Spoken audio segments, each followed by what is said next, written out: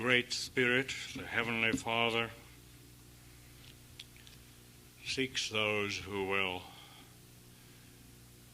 worship Him in spirit and in truth.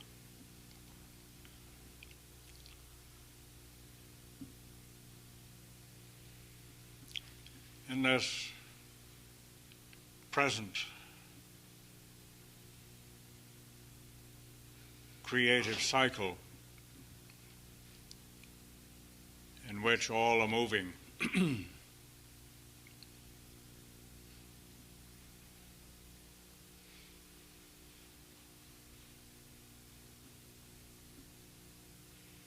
human nature is darkness.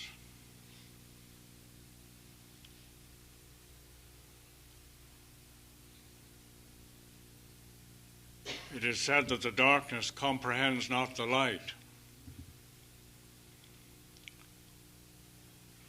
It was said of Pharaoh that he knew not the Lord.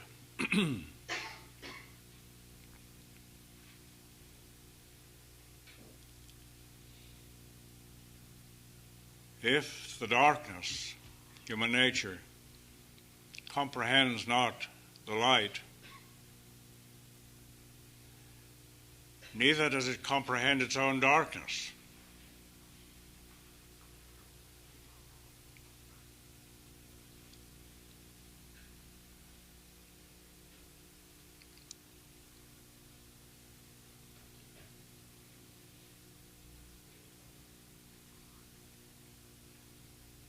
Human beings think of themselves as being at least somewhat enlightened.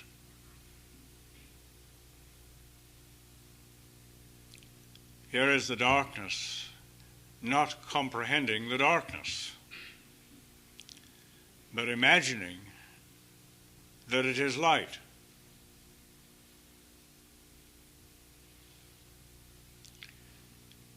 As long as one is trapped in the human nature condition,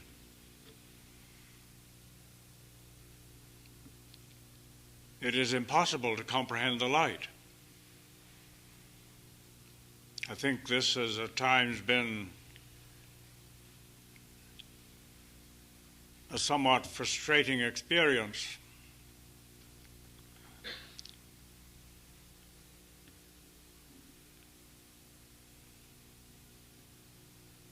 To those who are beginning to be identified somewhat in the light, that no matter what they did or said, the darkness of human nature in others just didn't comprehend. That's the way it is. If one is identified with human nature, that is darkness, and the darkness comprehends not the light. Emerging out of human nature, because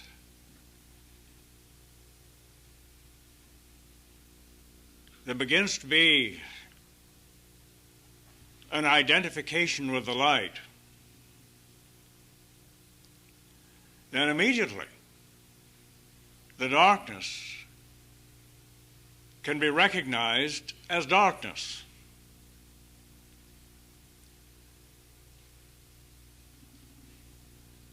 We ourselves, having accepted at least some responsibility to be the light, very easily observe the darkness of the human nature state.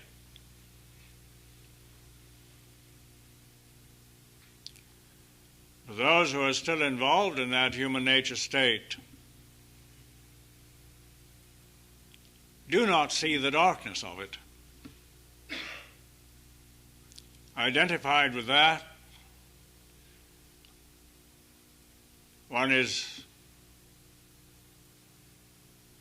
the darkness oneself, and the darkness does not comprehend the light.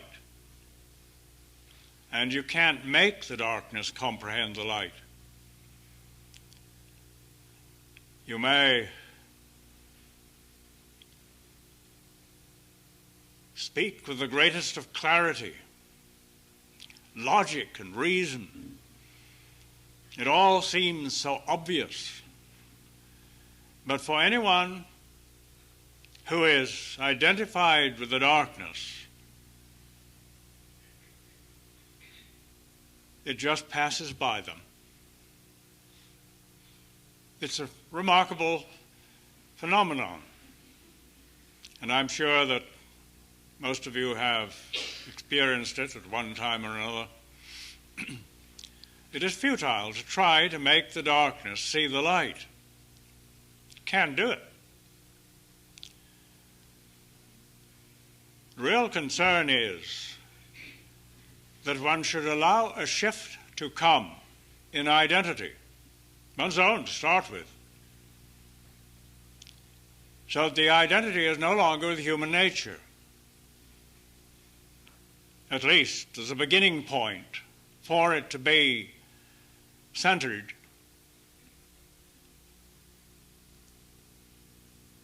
in what we have referred to as cosmic nature, to the extent that one has actually accepted a new identity in one's living, not in theory, but in fact, then to that extent, it's easy to see how dark the darkness is.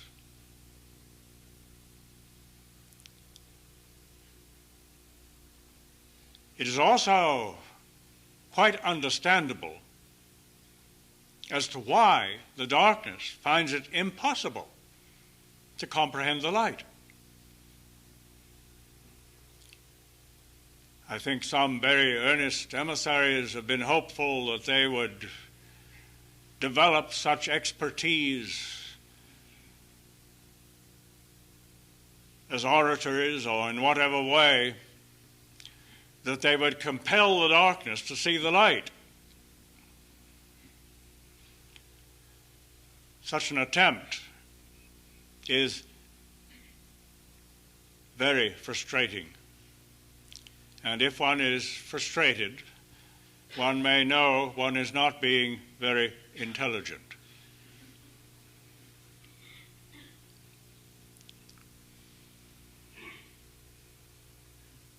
Letting a shift come in one's own identity, in the experience of one's living,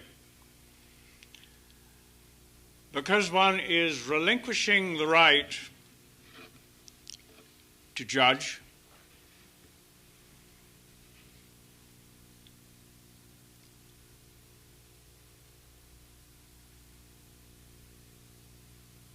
to accuse, to blame, to criticize.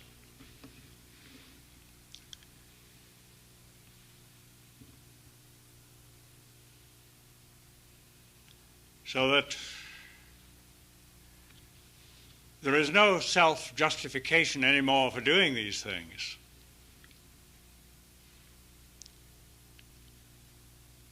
Then there begins to be an experience shift in identity.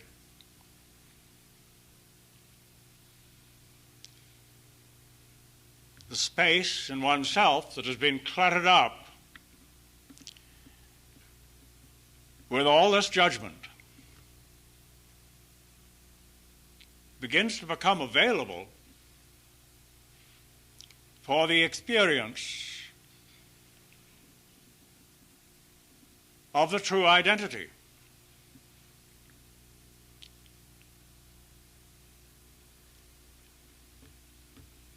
How important, then, that this matter of self-justification should be relinquished.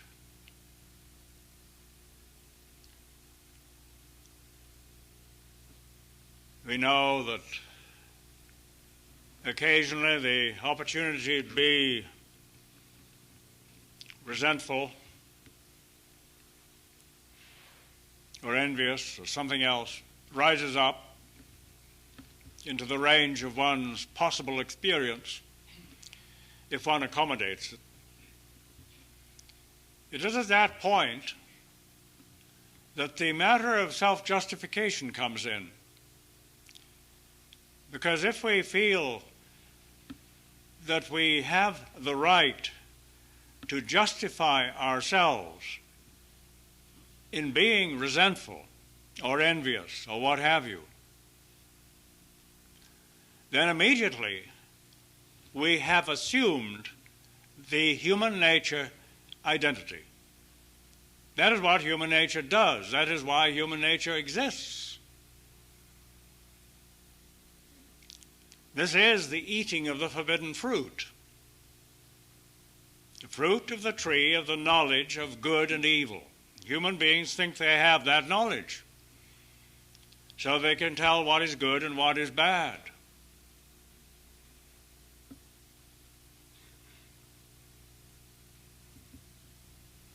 It's quite apparent,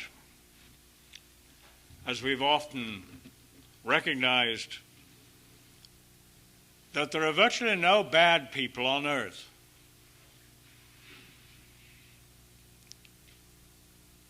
We've seen that in relationship to ourselves. We're all good people. And you find any grouping of people anywhere, and there will be the view that we are all good people. This was something that was brought out again by Bruce Allen in one of his stories, because all the Soviet people whom he has met think of themselves as good people. Well, where's the conflict then? If all the North Americans think of themselves as good people. But of course the conflict arises because of the things that are done by good people.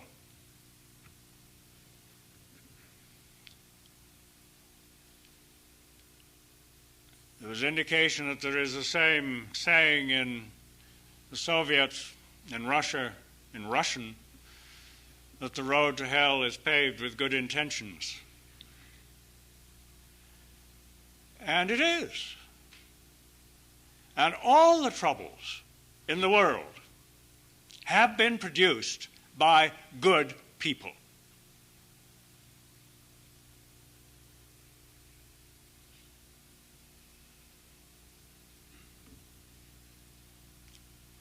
I suppose there are some who think of themselves as bad. I don't mean in the sense of being sinners, but in doing bad things to other people.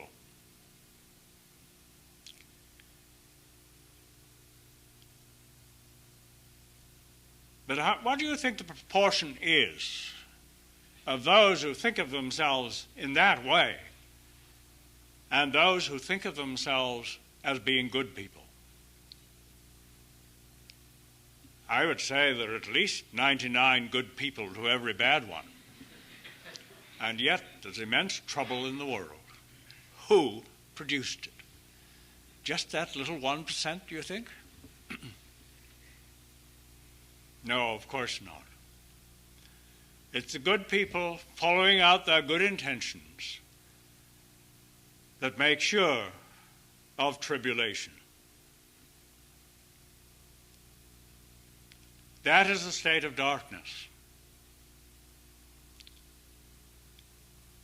If there is arrogance in assuming that one is in position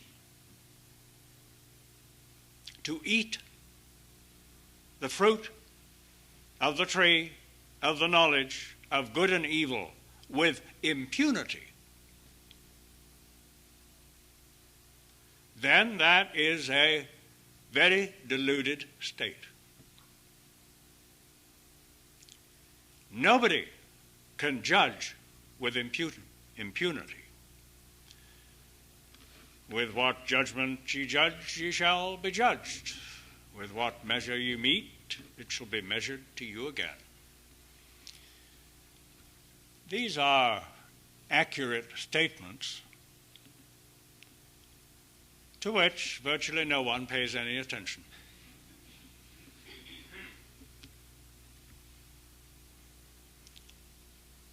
Paying attention to these things, we become willing to assume a different identity, not the judging identity, not the self-righteous identity, not the identity which is involved with self-justification. And that covers a wide range, you know. Did you ever jump to your defense? I'm sure we all have. That's self-justification. I'm innocent, human beings say, or imagine. Nobody is innocent in the human state. So, relinquishing this attitude of self-justification, there may be the possibility of the experience of a new identity, an identity that does not justify itself, that does not judge, that does not indulge in accusation, blame, and criticism. That's a totally new identity for human beings.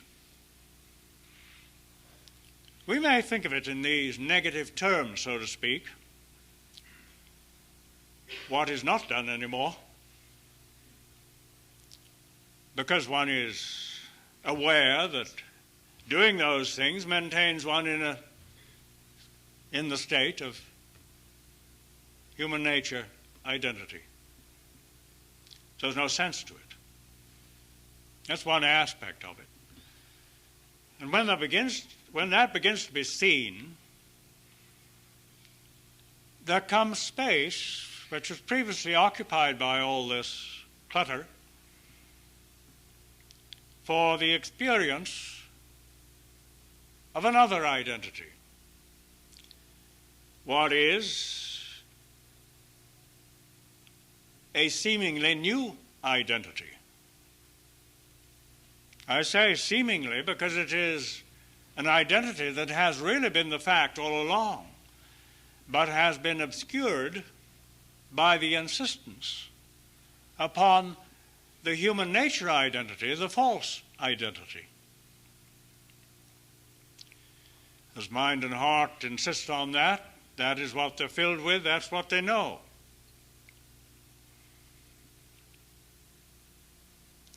And by the way, it is out of the abundance of the heart the mouth speaketh, that the expression of life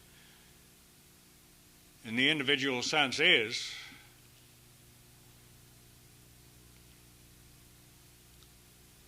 If it proves to be judgmental, then you know what the identity is. Human nature. Now, coming out of that, there is the acceptance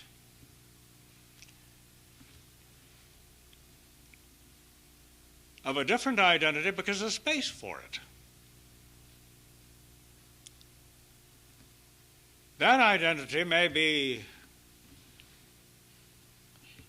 characterized by light. You're coming out of the darkness, out of the identity of darkness, into the identity of light. When you're in the darkness, identified with human nature, you can't comprehend the light. But when you begin to come out of the darkness into the light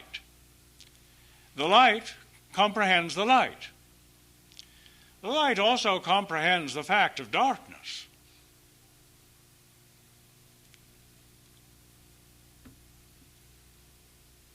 To the extent that there is an emergence into the light,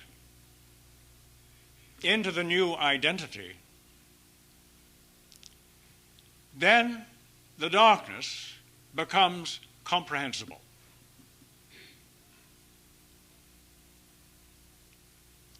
We understand what the darkness is. We call it human nature. And we know the characteristics of human nature. Judgmental.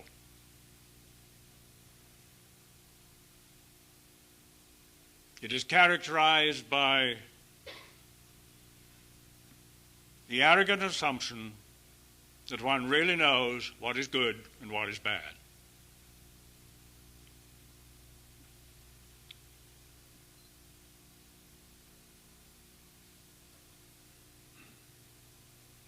One is identified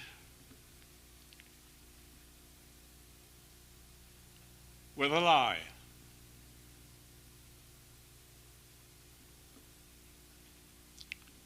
So obviously, one cannot know the truth in that state.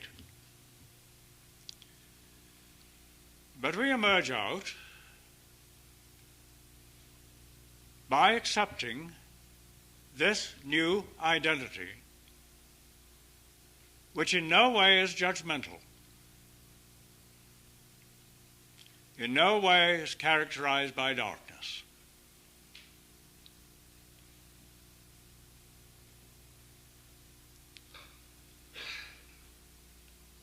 What the darkness is becomes comprehensible. This doesn't mean that it makes any sense. There are a lot of people who are trying to make sense out of the human nature state.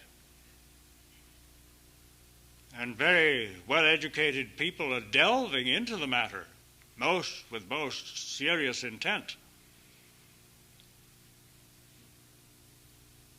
Trying to make sense out of a senseless state.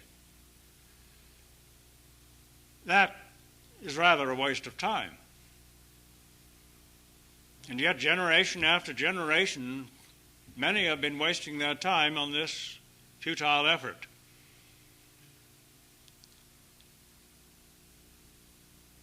Trying to make sense out of darkness.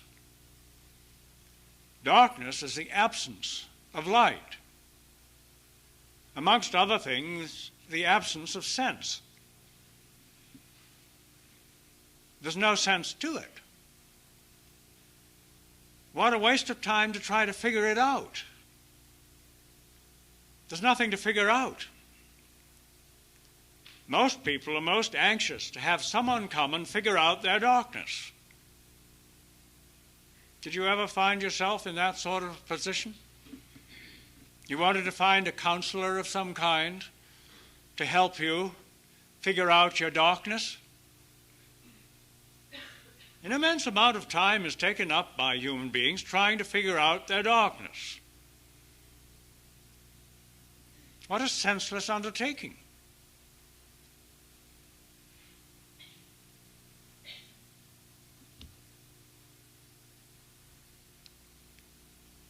It is, in effect, an endeavor to make darkness light.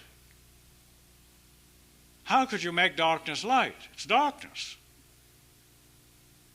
Light is light. Where light is, there's no darkness. But where darkness is, there's no light. So how could one ever figure out what darkness is? It's nothing. It's the absence of light. We've said this from time to time. And we know that it's no use struggling with the darkness, trying to figure it out, trying to get it to be light when it isn't.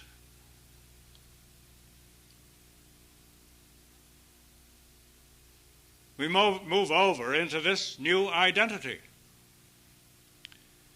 the identity of light. And immediately, to the extent that we do this, there is emerging a focus of light. And if there is a concern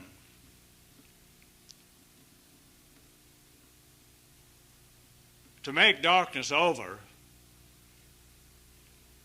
then I suppose you could say this is the way to do it. You don't really make it over, you just cause it to vanish. Because when the light goes on, where did the darkness go? It didn't go anywhere, as we well know. It was nothing in the first place. It was merely the absence of light. So, the acceptance of the true identity, which is worshiping the Father in spirit and in truth,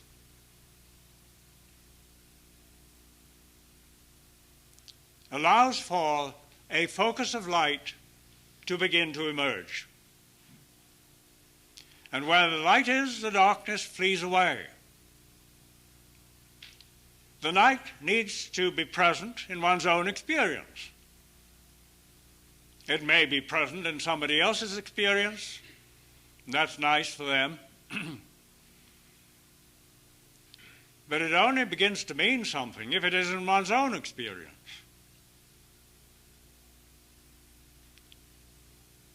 So that the nonsensical state of darkness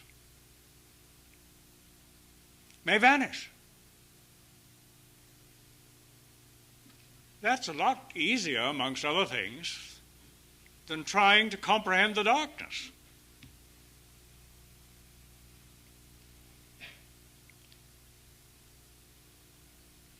Trying to get it straightened out so it isn't dark.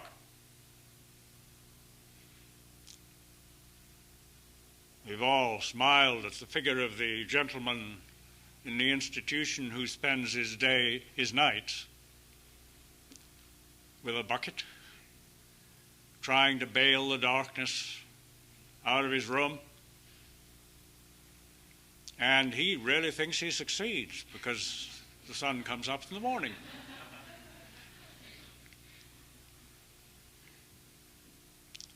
And yet this is the activity of human nature, trying to bail out the darkness.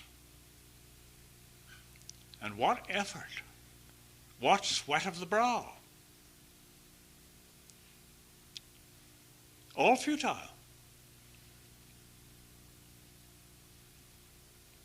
But once there begins to be a focus of light on earth,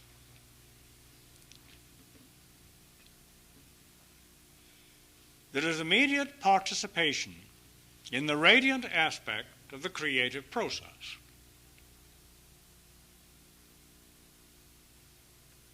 It is the light that is the means by which darkness is dispelled.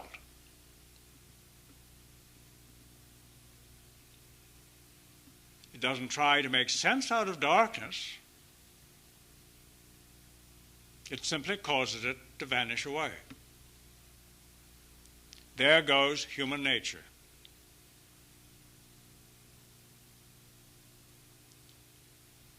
Now this comes because there is first the acknowledgement of the darkness and of failure, and then the willingness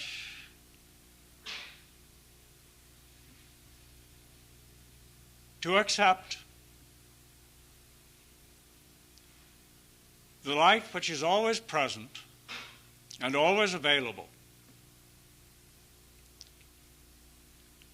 Because the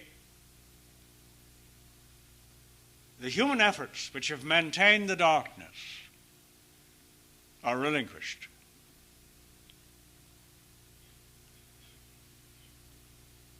Judgment and self-justification is relinquished. The space is there. The light comes on. if you have experienced any light, so that you have been able to view the darkness for what it is, you see it as being separate from yourself. Because human nature is now beginning to be separate from you. The light comprehends the darkness and is consequently able to participate in that radiant process by which the darkness is dissipated. This is our business. The dissipation of darkness, the dissipation of human nature. This happens only when there is an identity experienced in the light.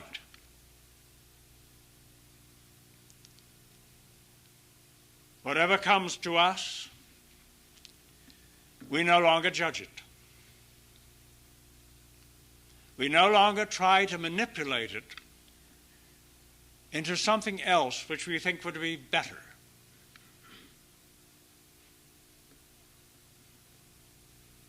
We no longer try to grab on to the things that we think are good.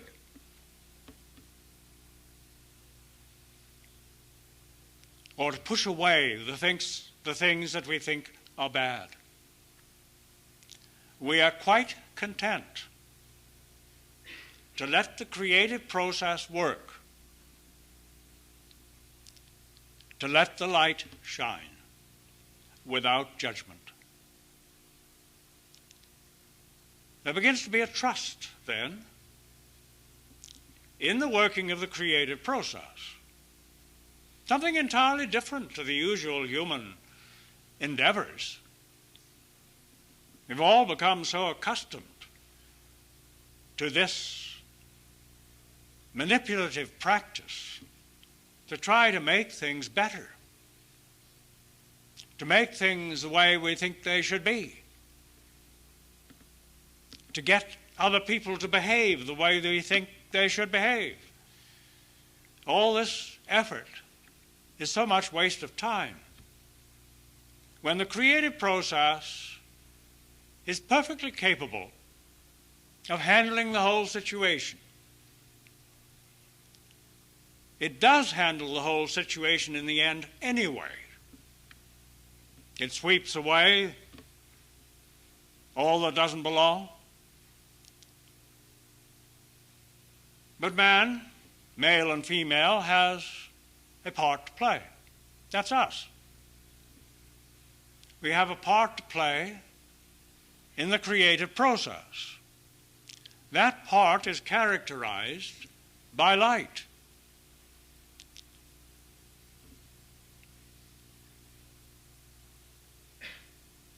It's no mistake that a true person, no longer of the human nature ilk, should be defined as an emissary of divine light. How many emissaries of divine light do you think there are on earth?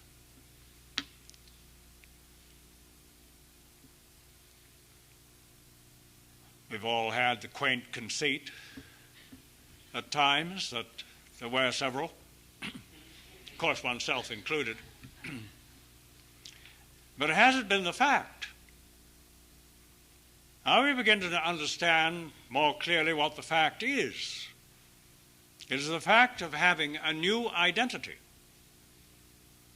This new identity relates to what was spoken of as the new heaven and the new earth. It's a different state. An unjudging state. But a state which is light and therefore can see and understand, comprehend what's going on. We have such comprehension to some degree anyway, don't we? We see what is happening in the world in a very different way to what those who are in darkness see what is happening. There are human beings everywhere striving for useful accomplishment. Human beings everywhere with the best of intentions. All the intentions in conflict with other intentions.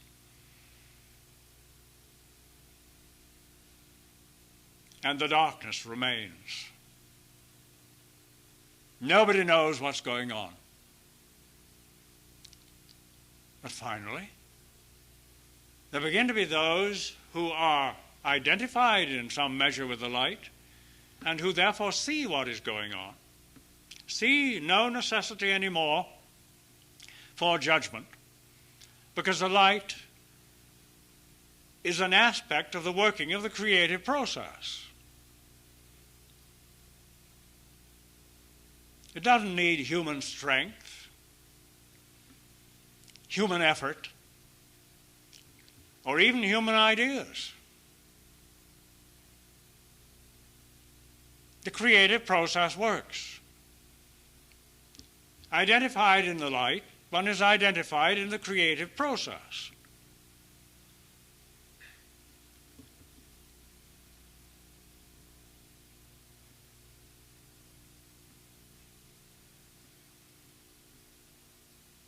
All things are accomplished in exactly the way they should be by the creative process.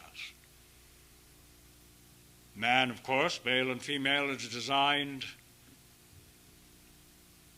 to bring that creative process to a specific point of focus, that it may work directly in the creative field for which man is responsible. That is a vast creative field, by the way. Most people think of their creative field as just being around them, their job, the home, whatever. Sometimes they glance at the TV and see there's something beyond there.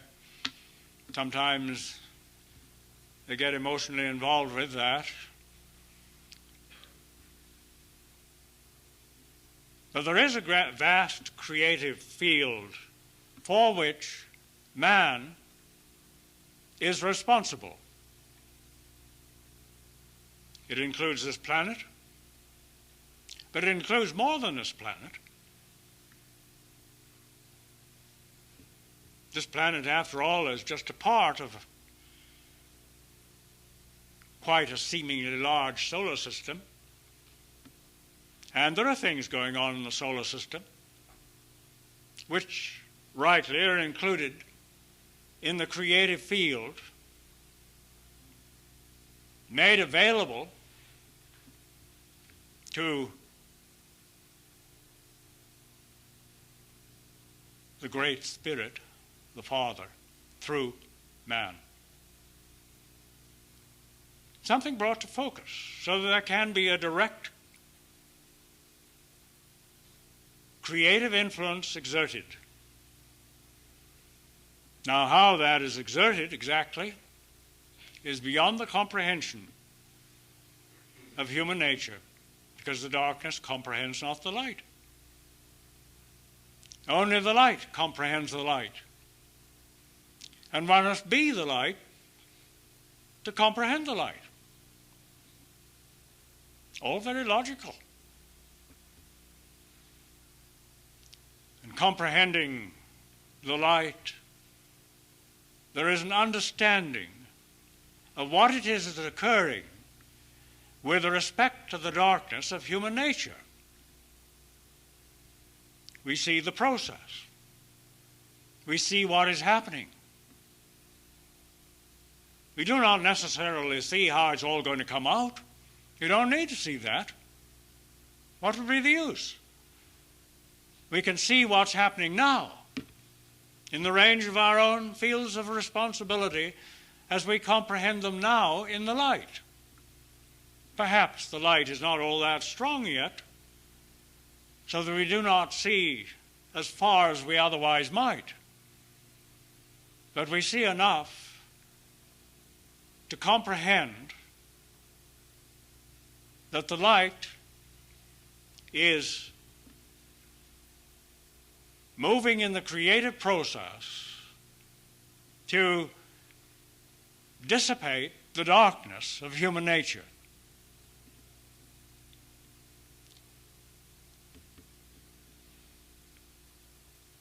Who is it who wants to know how it's all going to come out?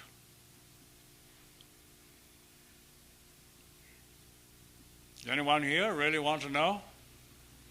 I think it's much better not to know. We know what it is now. If we attend to the now, then we may provide the point of fusion between the Great Spirit and the earth, between Father God and Mother God. This is what man was designed to do, to accommodate that point of fusion between heaven and earth. And in that accommodation is indeed the highest ecstasy.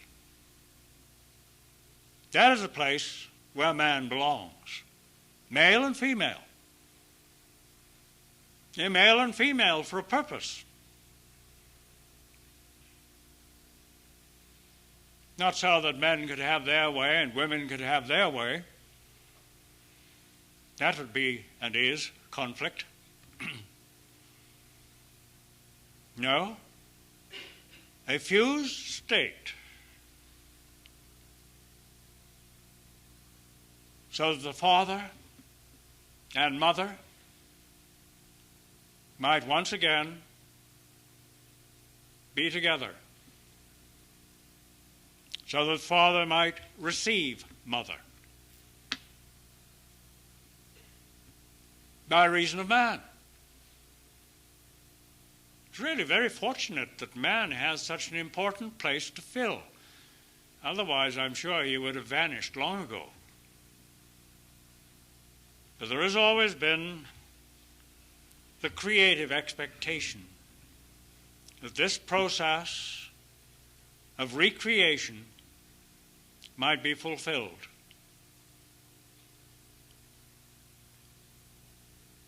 Human beings already exist. They don't need to be created again. All they need to do is to come again into the state of man. And the state of man permits father to receive mother. And in that receiving, the fusion takes place in man. This is why I said it would naturally be the highest ecstasy.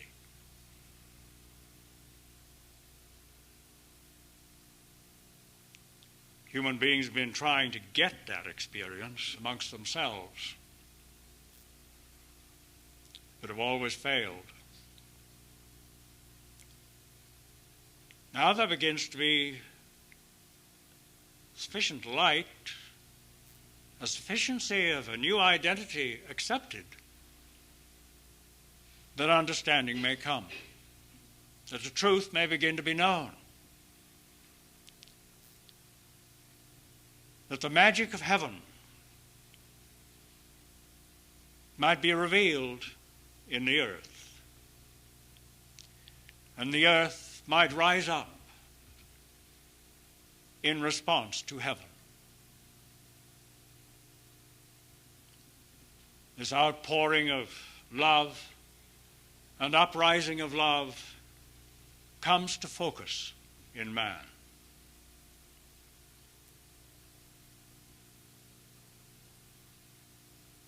Once that has been known,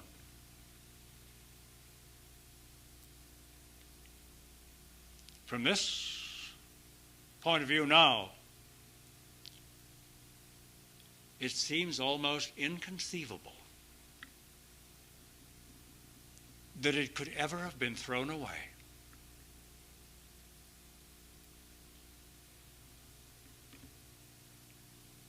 Yet it obviously was. But now are there those present on earth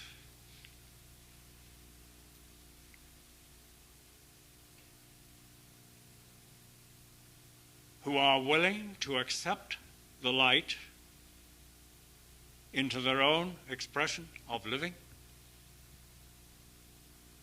to experience the new heaven and the new earth, the new identity, the new state,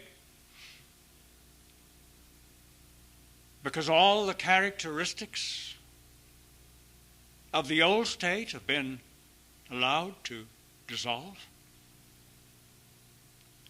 Why would anyone hang on to them and nurture them even?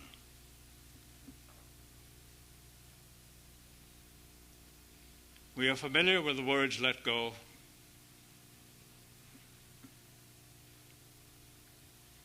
They describe a nice idea.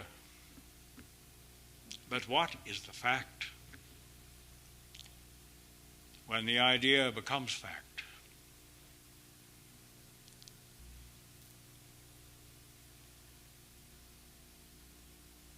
We have the opportunity of proving what that is.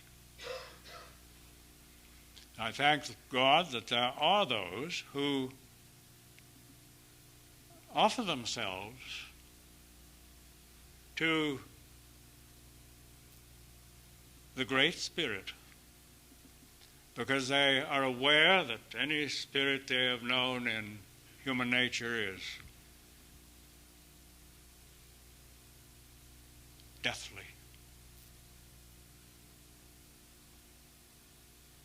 It no longer means anything. That the Great Spirit is supreme.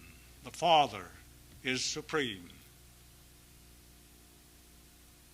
To those who accept the light identity. Some have said that the Father was invisible, and that's true. But he has a symbol. We were noting that this morning. The sun. The sun is an excellent symbol of this. Are you pretty sure that the sun is going to rise tomorrow morning? Whether you see it or not, you know it rises. It rises because the earth turns. The sun stays where it belongs. The earth turns. And here is certainly an excellent symbol which portrays the steadfastness of the Father. And the radiance shining forth from the sun, light, heat, a whole vibrational range of radiation is constant. It varies a little up and down, yes. There are pulsations in the creative process.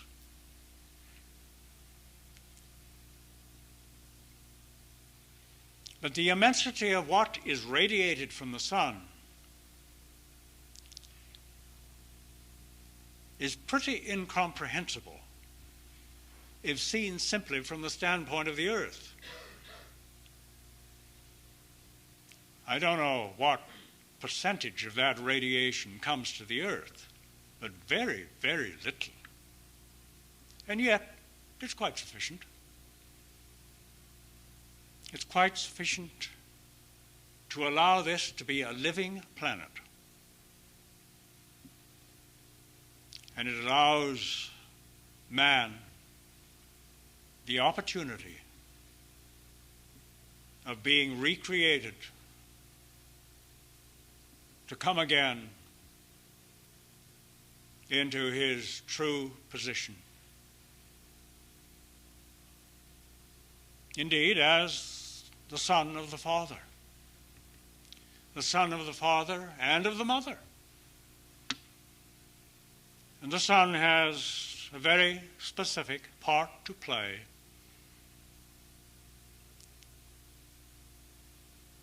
in the creative processes which extend out of the heaven from the Father into the realm of form, as man thinks of form, in a very particular way into this planetary system. There is a vastness here which has been unknown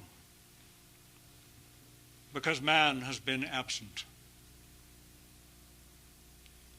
We do not immediately need to see or understand what that vastness is, or what the responsibility is for dominion in that regard. We have an excellent environment immediately around us to prove out the creative process. Let's do it there. If it's not done there, how could it go any further? And the first environment we have is our own physical body, with mind and heart. Let the light shine there, so that the darkness of human nature is dispelled in oneself. Then the light can go beyond. But as long as the human nature remains as a veil which prevents the light from emerging and prevents the participation in the creative process in a direct, focused sense. What wonder to let the veil dissolve? Why would anyone do anything to keep it?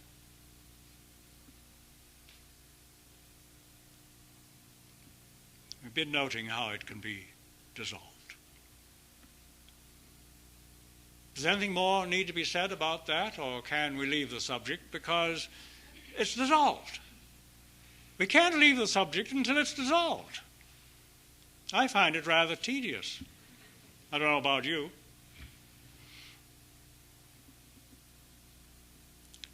Let's come again to the acceptance of the light identity, the cosmic identity, the identity in heaven,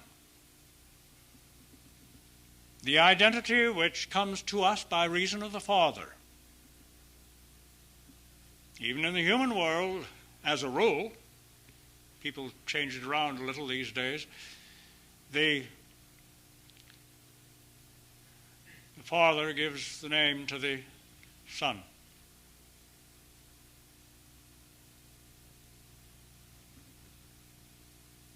It's not the mother who gives the name to the Son, although this happens in the mixed-up state that now prevails on occasion. It is a true situation that the Father provides the name for the Son. His own name.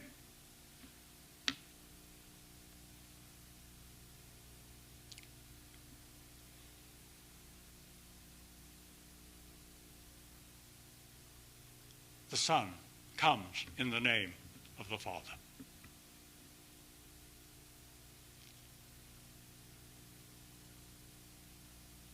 And the Son opens the door for the return of the mother to the Father. Not for the return of the mother to the Son for the Son's benefit, but the return of the mother, earth, to the Father, that great Spirit. And as I say, that fusion and blending occurs in the core experience of man.